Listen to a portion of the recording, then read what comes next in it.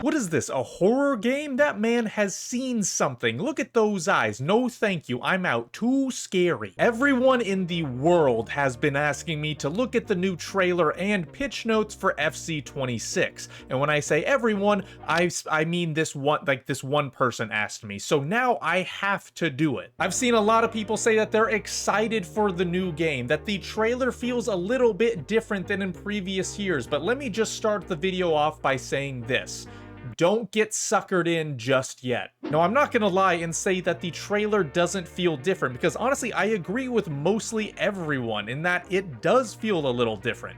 Shoeboy, a former employee of EA who worked on a few FIFAs during its golden age, expressed his own surprise at the self-criticism of EA. It could be a marketing move, it could be genuine from EA, it could be both. We just won't know for sure until the game comes out and we've actually played a little bit of it. There is still a very long way to go. About 150 things need to be addressed, about 150 steps need to happen, but at the very least, this is a good first step. Now, like I said, they were pretty self-critical, something that they are not really used to doing, and they started that with the tackles not being nearly consistent enough. It mentions cleaner outcomes, rewarding good timing, and making things more consistent, which is something that literally all of us have complained about. I do think that the introduction of two separate gameplays, one for offline play and one for online play,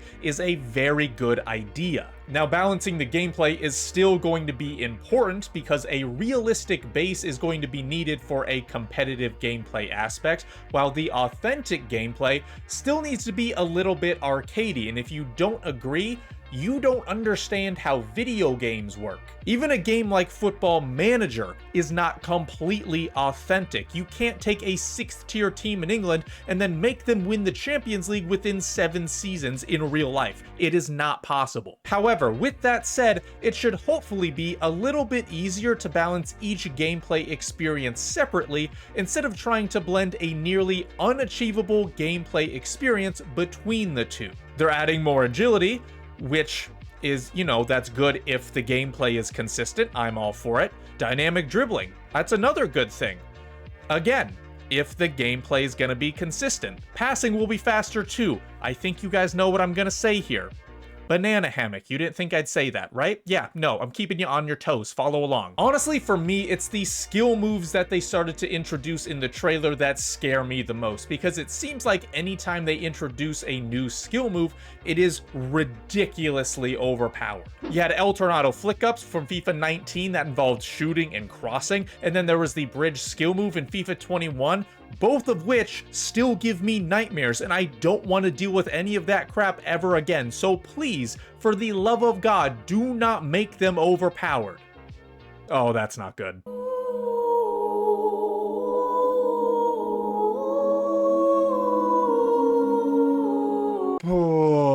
Okay, so this one can go one of two ways. Now, the first is if the AI is in control of the defender here. If it is, then I don't really mind this move too much, or the fact that Cucurella got forced into the animation. Now again, it still has to be balanced properly, but if you let an AI defend for you in a situation like this, you absolutely deserve to get cooked. But the second way is if I'm manually controlling the defender. If I'm in control and I get forced into an animation, I'm getting the belt. You know how when you were a kid and you messed up really bad and your dad got so mad that he didn't yell at you, but got really quiet? That's the level of anger I would be at. Getting forced into an animation has happened in this game. Hell, it happened in FC24. It happened with a rainbow flick.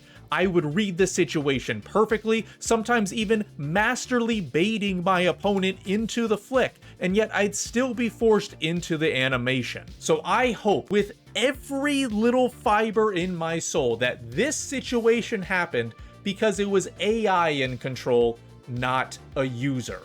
Oh shit, they're finally bringing back Ultimate Team tournaments. Oh, okay, all right, that's pretty good. Here's the thing. The trailer isn't the reason why I'm feeling ever so slightly different about FC26. This is the reason why. These are just words. Well, you kind of raised it up 10% a little bit. Not 20, not 30, 10%, my friend. Now, if any of you know anything about Inception, you know how big of a deal that is.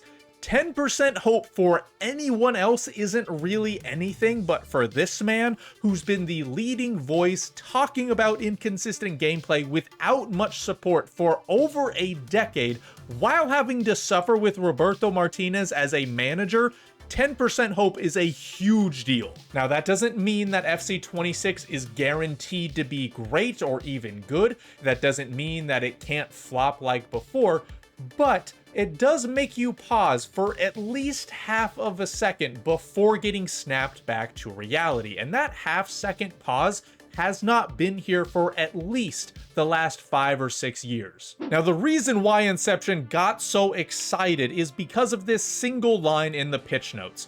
What you refer to as delay can be experienced in offline and online play.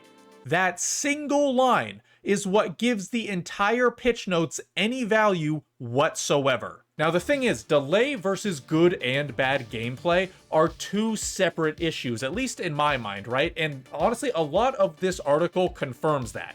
Having high ping, not having an Ethernet cable, using a TV instead of a monitor, all of that can result in delayed gameplay, but everyone knows this. And that is not the same thing as bad gameplay. Bad gameplay is when you have two situations that are identical to each other, including connection quality, yet taking a shot, let's say, in one situation takes longer than taking a shot in the other. It's the same reason why one game your player feels great, and in the next, they feel like they're stuck in mud and moving like a truck.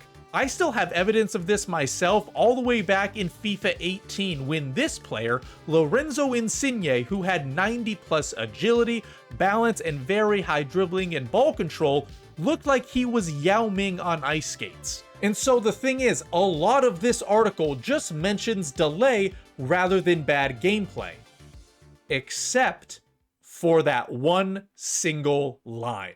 The fact that they acknowledged that it happens in offline play makes me think that EA have just combined the definition of delay and bad gameplay, because a user's delay time in offline play will always be the same, at least it should always be the same. But bad gameplay can still happen. Now again, I have to say that this does not mean that the bad gameplay issue is fixed, or that even acknowledging it means that they have an idea of how to fix it or that it will be good. Again, we have been tricked before. But this is the very first time, at least anything that I can see, that they've mentioned any type of delay or bad gameplay in offline play. Now, does this mean that my hope is back at 100% and I'm willing to pre-order for $700 to get all of these exclusives? No, not even close. Like I said, we have a very long way to go, and even though we'll be getting more info in the upcoming weeks, we still desperately need better attacking AI, a more balanced understanding of playstyles, a more balanced power curve throughout the game cycle, preferably less promos, a system similar to seasons that can be played at any time like we had back in FIFA 18 and before. So again, my hope is not even close to 100%, and I am still extremely skeptical of this trailer, of EA Sports, and of FC26. However, do you want to know what my hope is at? Not 20, not 30, 10%, my friend.